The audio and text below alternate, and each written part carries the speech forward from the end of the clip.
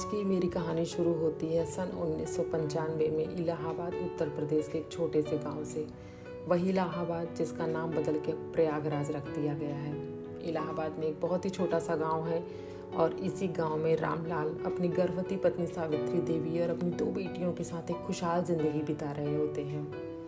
रामलाल के पास 2 गायें थी और इन्हीं गायों के दूध को बेच के वो अपना परिवार चलाते थे। एक दिन सावित्री देवी को प्रसव पीड़ा शुरू होती है और रामलाल उन्हें भाग के गांव के ही एक सरकारी अस्पताल में एडमिट कराते हैं, जहां पे सावित्री देवी एक बहुत ही प्यारे से बेटे को जन्म देती हैं और बड़े लाड प्यार से वो उसका नाम सूरज रखते हैं। सूरज सबकी आंखों का तारा था, सब उसे बहुत प्यार करते रहते। गांव के सब लोगों की चहेता था वो। जब सूरज मात्र 5 साल का था तब रामलाल उसका गांव के ही एक स्कूल में एडमिशन कराते हैं और उसका एजुकेशन स्टार्ट करते हैं।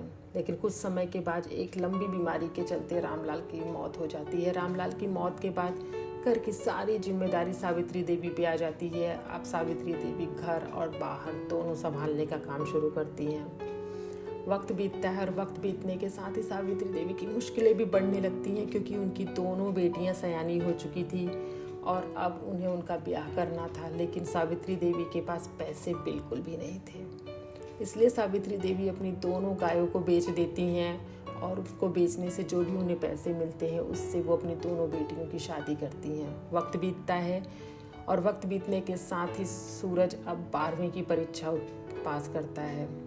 12वीं परीक्षा में वो अच्छे नंबरों से पास होता है और पूरे प्रदेश में फर्स्ट आता है। सूरज के फर्स्ट आने से उसके गांव परिवार के लोग सब लोग बहुत खुश थे और वो सबका नाम रोशन कर देता है।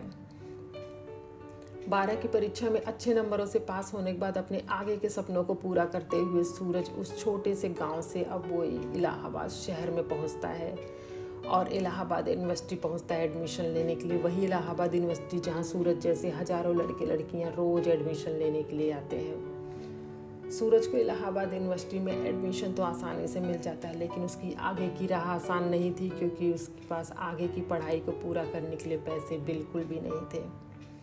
सूरज अपनी आगे की पढ़ाई के लिए वो दिन भर कॉलेज में पढ़ाई करता है और रात में वो एक होटल में वेटर का काम करता था।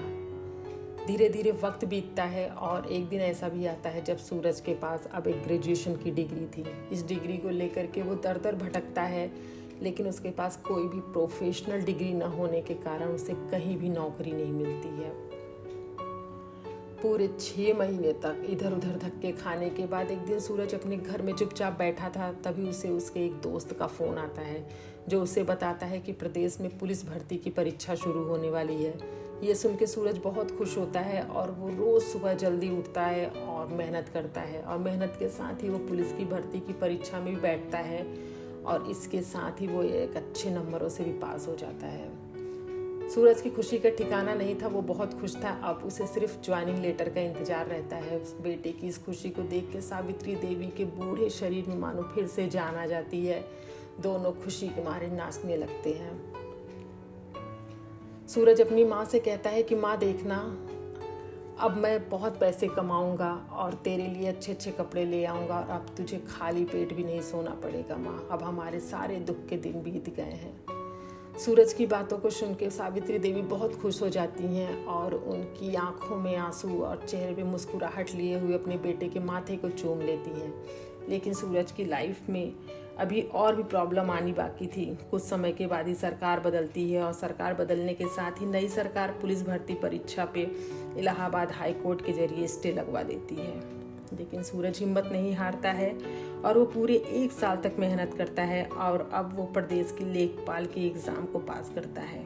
एग्ज़ाम पास होने के बाद अब वो इंटरव्यू के लिए भी जाता है, लेकिन वहाँ पे उससे इंटरव्यू पास कराने के नाम पे उससे पैसे मांगे जाते हैं।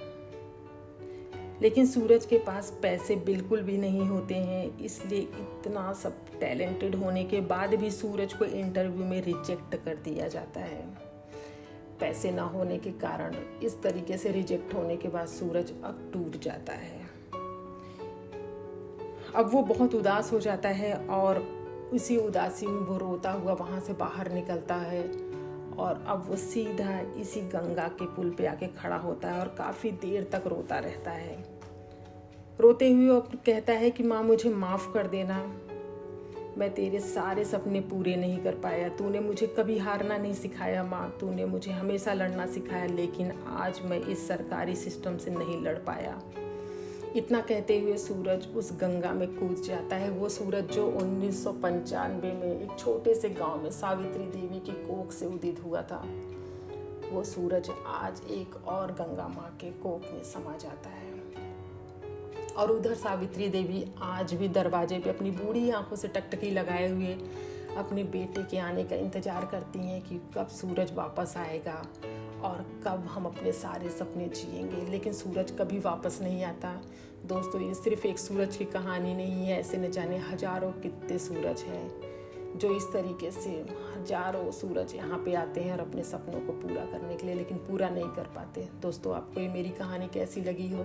अगर अच्छी लगी हो तो मेरे चैनल को लाइक करें, सब्सक्राइब करें और ज़्यादा से ज़्यादा तक लोगों तक शेयर करें।